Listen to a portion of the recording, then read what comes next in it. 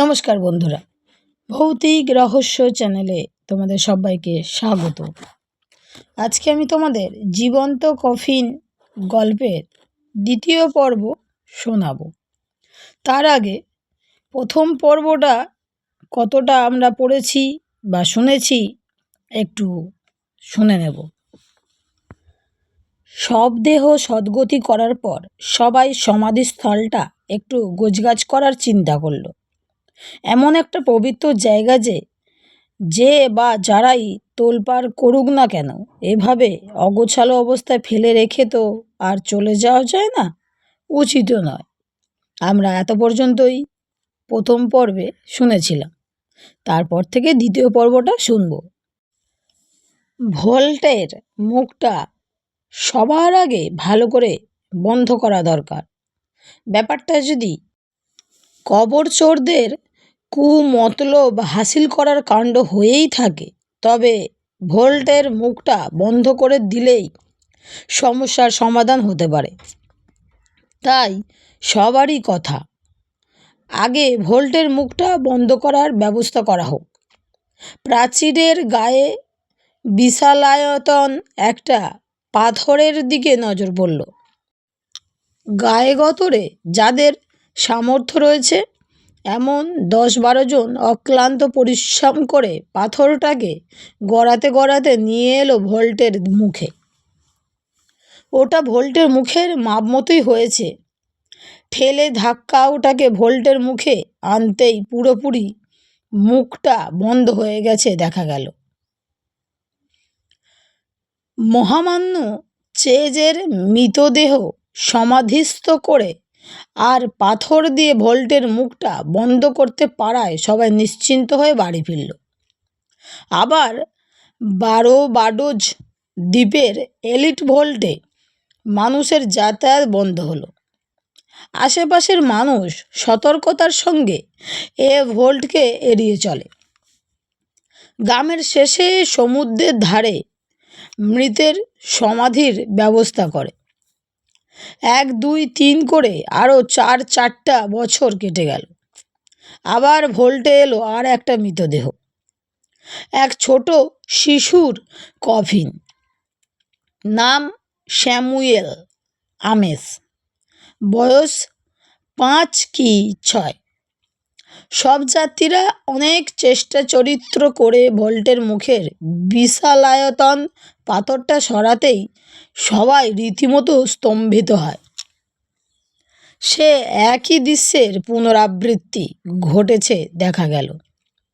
ভল্টের সর্বত্র কফিন ছড়ানো, যাকে বলে তুলকালাম কাণ্ড যেন করে গেছে কে বা কারা। সব যাত্রীরা ভীত সন্ত্রস্ত মনে শিশুর মৃতদেহটা কোনো রকমে সমাধিস্থ করে পিতৃদত্ত প্রাণটুকু নিয়ে বাড়ি ফেরার জন্য ব্যস্ত হয়ে পড়ল। হাত চালিয়ে কবর খুঁড়ল, সমাধি কার্য সম্পন্ন। দুঃসংবাদ বাতাসে ছড়ায়। এক্ষেত্রেও তার ব্যতিক্রম হলো না। এলিট ভল্টের ব্যাপারটা চারিদিকে ছড়িয়ে পড়ল। ভল্টের সুনাম যেটুকু অবশিষ্ট ছিল সেটুকুও গেল। তার প্রতি বিতৃষ্ণা লোকের মনে জগদ্দল পাথরের মতো চেপে বসল। ব্যাপারটা এমন হলো, এলিট ভল্টের নাম শুনলেই মানুষ এখন আঁতকে ওঠে। সবার মুখে মুখে ঘুরে বেড়াতে লাগলো, এলিট ভল্ট কবরস্থল নয়, সব দেহ মমি করার উপযুক্ত স্থল। এলিট ভল্টের কাণ্ডকারখানা কথা প্রচার হতেই মৃতের আত্মীয় স্বজন রেগে একেবারে অগ্নিশর্মা হয়ে গেল। সবাই নিগ্র শ্রমিকদেরই এ ব্যাপারে দোষী সাব্যস্ত করল। তাদের মতে রক্ষকই ভক্ষক। সমাধিস্থল পাহারা দেবার নামে তারাই সুযোগ বুঝে চুরি করে অর্থোপার্জন করে। শেষ পর্যন্ত নিগ্রোদের ওপর থেকে কবর চুরির অভিযোগ প্রত্যাহার করতেই হলো। তাদের দোষারোপ করায় অনেকেই তীব্র প্রতিবাদ করল। তাদের মতে নিগ্রোরা গরিব সত্য, কিন্তু এ ধরনের জঘন্য কাজ কিছুতেই করতে পারে না। নিগ্রোদের প্রতি সহানুভূতিশীলরা মন্তব্য করল, নির্ঘাত এ কাজ জাম্বিদের দ্বারা হচ্ছে। জাম্বি অর্থাৎ ভূতপ্রেত ছাড়া এরকম অলৌকিক কাণ্ড কারোর দ্বারা সম্ভব নয়। এবার হলো স্যামুয়েল ধ্রুবাস্টার এর কফিন। সব যাত্রীদের সংখ্যা কম নয়, বরং বলা চলে অগন্তি মানুষ যেন মজা দেখার প্রত্যাশায় শোক মিছিলে সামিল হয়েছে। আর হবে নাই বা কেন? এলিট ভল্টকে কেন্দ্র করে এমন সব মুখরোচক গল্প চারিদিকে ছড়িয়ে পড়েছে, যার ফলে মানুষের কৌতূহল সীমা ছাড়িয়ে গেছে। আসলের চেয়ে খাদের পরিমাণ বেশি হলে যা হয়। তাই স্যামুয়েল ধ্রুবাস্টার এর সব যাত্রীদের সঙ্গ নিলে মজা দেখার সুযোগ হতে পারে ভেবেই অবাঞ্ছিত মানুষের ভিড় বেড়েছে ভোল্টের সামনে। ভোল্টের সদর দরজা অরক্ষিত নয়। পাঁচজন গাট্টাগোট্টা নিগ্রো ভোল্ট পাহারা দিচ্ছে। কফিন সহ সব যাত্রীরা দরজায় হাজির হলে তারা চাপা দেয়া পাথরের বাধাটা সরাতে ব্যস্ত হয়ে পড়ল। কঠোর মেহনত করে কোনো রকমে সরাতেই কৌতূহলী মানুষগুলো উঁকি ঝুঁকি মারতে লাগলো ভোল্টের ভেতরে দেখার জন্য। কিন্তু সে আর কতক্ষণ?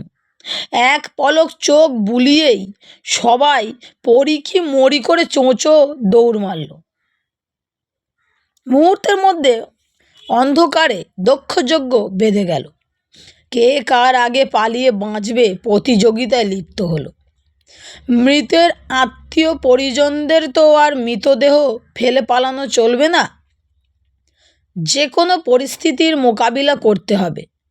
মৃতের সদ্গতি না করেই কিছুতেই যাওয়া চলবে না। তাদের মধ্যে কেউ সাহসে ভর করে এগিয়ে এলো, দরজায় দাঁড়িয়ে উঁকি মেরে ভোল্টের ভেতরে কাণ্ডকারখানা দেখার চেষ্টা করলো। হঠাৎ একটা বিকট আওয়াজ শুনে চমকে উঠল সবাই। চমকে ওঠার মতোই ব্যাপার। আচমকা কানে তালা লাগার মতো আওয়াজ শুনলে যে কোনো বীর পুরুষেরই হৃৎপিণ্ডটা তড়াক করে লাফিয়ে উঠতে বাধ্য। নিগ্রোদের অক্লান্ত চেষ্টায় দরজাটা পুরোপুরি খুলে গেল। অভাবিত ও ভীতিপ্রদ আওয়াজটা শুনে যারা আচমকা কয়েক পা পিছিয়ে গিয়েছিল, আবার তারা সাহস সঞ্চার করে গুটি গুটি পায়ে দরজার কাছে এগিয়ে এলো। ভোল্টের ভেতরে দৃষ্টি নিক্ষেপ করেই কৌতূহলী মানুষগুলো বিস্ময়ে হতবাক হয়ে গেল। কফিনগুলোর অবস্থা আগের বারের চেয়েও সঙ্গীন। ইতস্তত ছড়িয়ে ছিটিয়ে রয়েছে। কোনো অপদেবতা যেন তীব্র আক্রোশে কফিনগুলোকে ছুঁড়ে ছুঁড়ে ফেলেছে। ভোল্টের ভেতরে কাণ্ডকারখানা দেখেই অনেক ভীত সন্ত্রস্ত মনে দৌড়ে পালিয়েছে।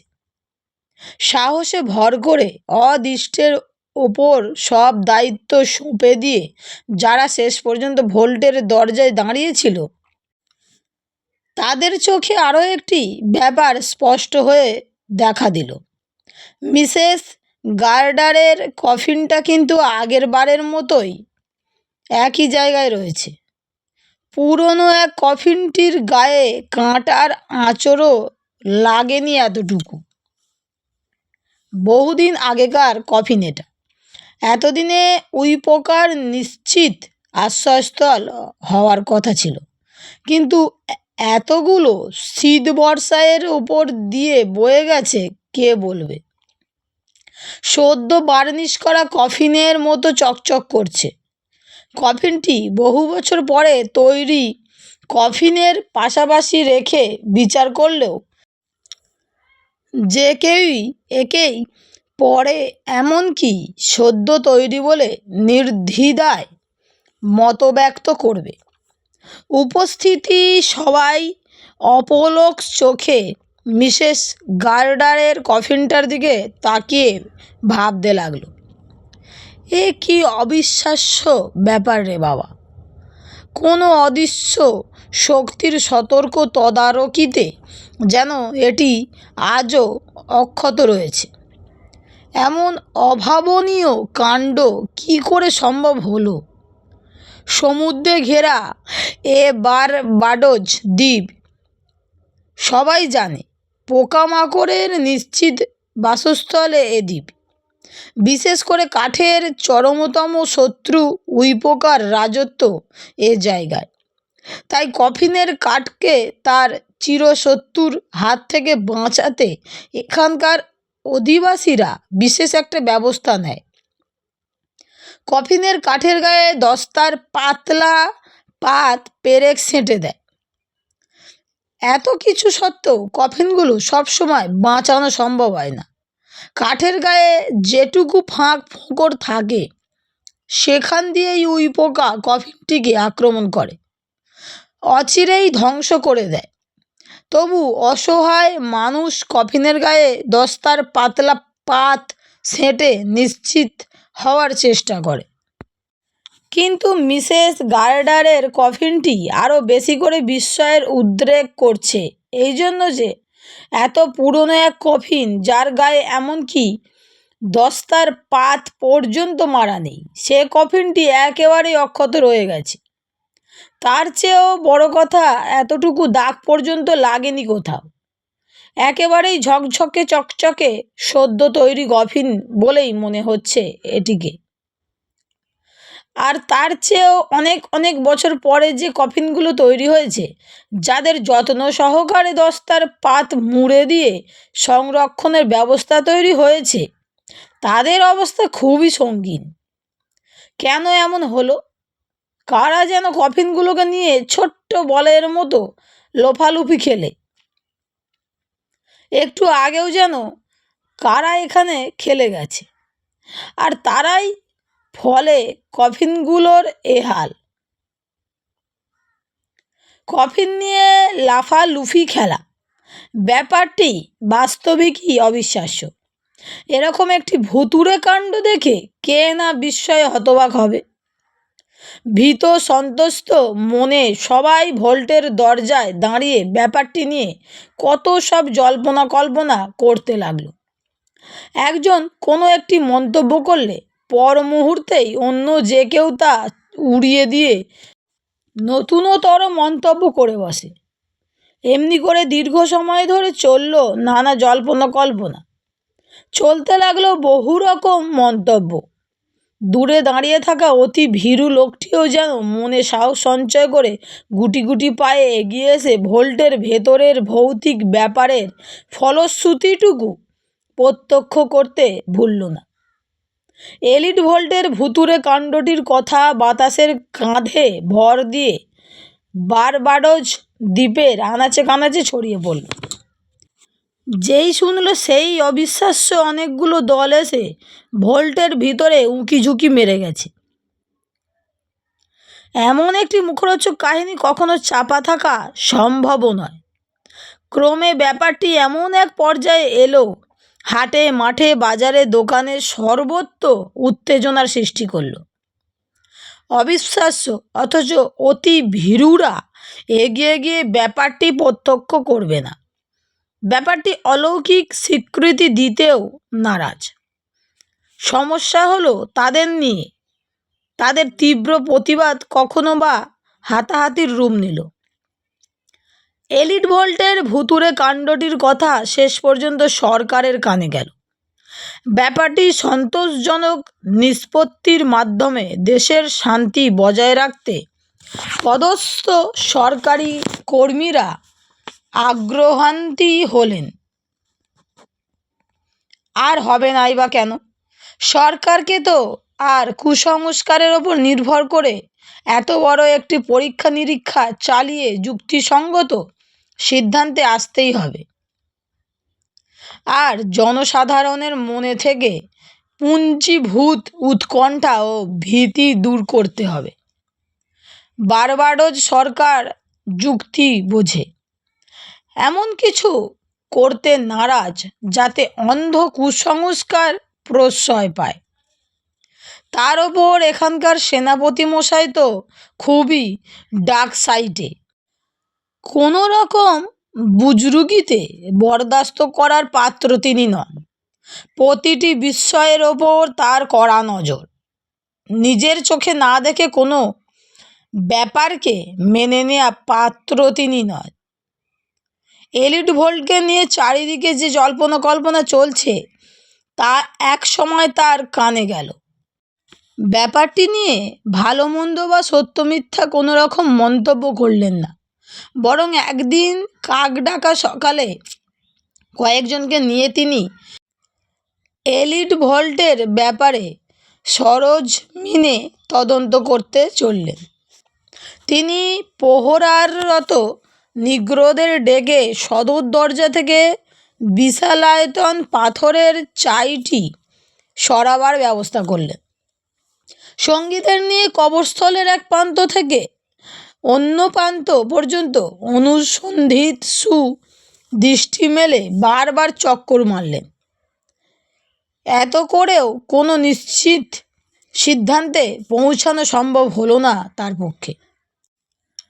অনন্যোপায় হয়ে প্রহরারত নিগ্রোদের শরণাপন্ন হলেন তিনি, কিন্তু হায়, সন্তোষজনক কোনো সূত্রেই হদিশ পেল না।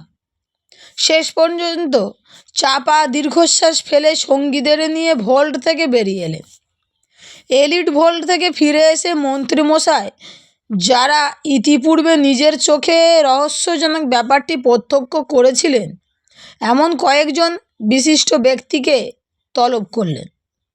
তাদের মুখ থেকে এলিট ভল্টের ভৌতিক কাণ্ডকারখানার বিবরণ শুনলেন। না, মন্ত্রীমশাই তো তবু আশ্বস্ত হতে পারলেন না। এমন একটি গাঁজাখুরি গল্প কোনো বিচক্ষণ ব্যক্তির পক্ষেই সর্বান্তঃকরণে বিশ্বাস করতে উৎসাহী হওয়ার কথা নয়। মন্ত্রীমশাই আপন মনে বলে উঠলেন, অসম্ভব। এমন একটি ভুতুড়ে কাণ্ডকে আমল দিয়ে সরকারকে বিভ্রান্তির পথে ঠেলে দেয়া মোটেই বিচক্ষণতার পরিচয় নয়। বন্ধুরা, গল্পটি আজকে এই পর্যন্তই। গল্পটি এখানেই শেষ নয়, এর পরের পার্টটা নিয়ে তোমাদেরকে আবার আমি শোনানোর জন্য আসব। আর গল্পটি তোমাদের কেমন লাগছে আমাকে অবশ্যই কমেন্টে জানিও। আর ভালো লেগে থাকলে বন্ধুদের সঙ্গে শেয়ার করে, চ্যানেলটি সাবস্ক্রাইব করে, লাইক করে আমার পাশে অবশ্যই থাকতে হবে। আর তোমরা আমার পাশে থাকলে আমি আরও নতুন নতুন গল্প বানানো বা বানাতে উৎসাহ পাবো। তাহলে বন্ধুরা, এই গল্পের পরের পার্ট নিয়ে খুব শীঘ্রই আবার আসছি।